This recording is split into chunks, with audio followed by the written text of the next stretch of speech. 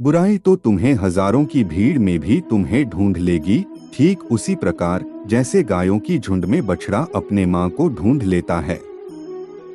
परंतु जो बंसी वाले को दिल से मानता है वह बुराई में भी अच्छाई को ढूंढ लेता है।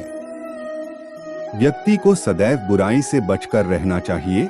अगर कोई बुरा कर्म करता है तो वह कर्म उसको अपने जीवन में भोगना ही पड़ता है।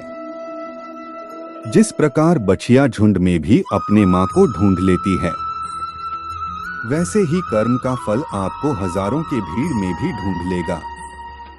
माधव कहते हैं, किसी जीव को कष्ट देकर आप मुझे खुश नहीं देख सकते हो। श्री कृष्ण जगत के स्वामी हैं, वह कण कण में निवास करते हैं।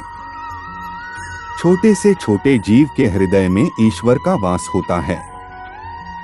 उस जीव को कष्ट का अनुभव होना ईश्वर को कष्ट का अनुभव कराता है। अर्थात किसी जीव को कष्ट देकर अपने ईश्वर को खुश कैसे देख सकते हैं।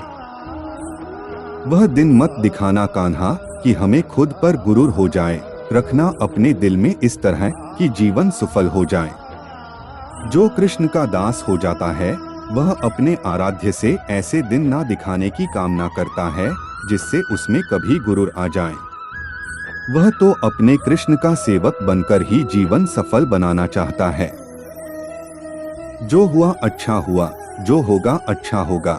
स्वयं को मुझ पर छोड़ दो, अपने कर्म पर ध्यान दो। कर्म ऐसा जो स्वार्थ रहित पाप रहित हो। कृष्ण अपने भक्तों को कर्म का मार्ग दिखाना चाहते हैं।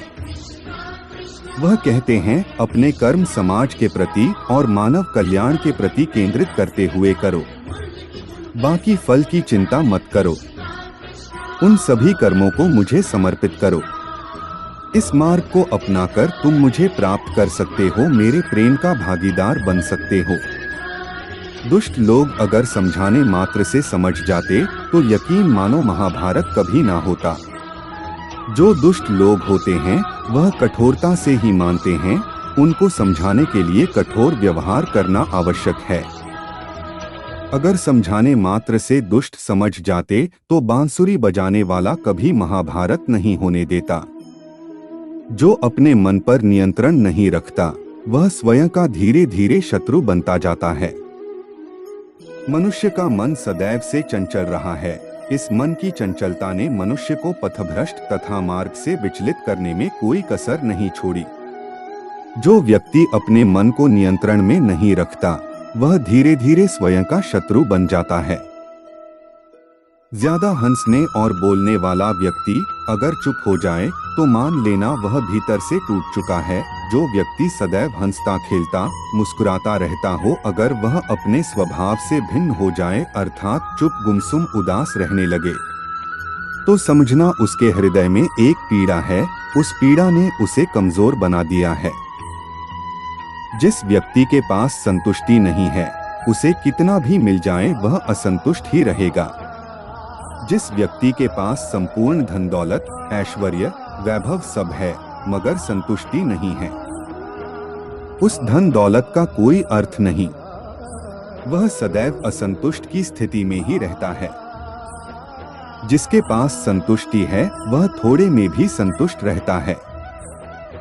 जिंदगी में सदैव अवसरों का आनंद लेना चाहिए, लेकिन किसी के भरोसे को तोड़कर नहीं। जिंदगी में भरोसा एक ऐसी चीज है जिसे प्राप्त करना वर्षों की मेहनत के समान है।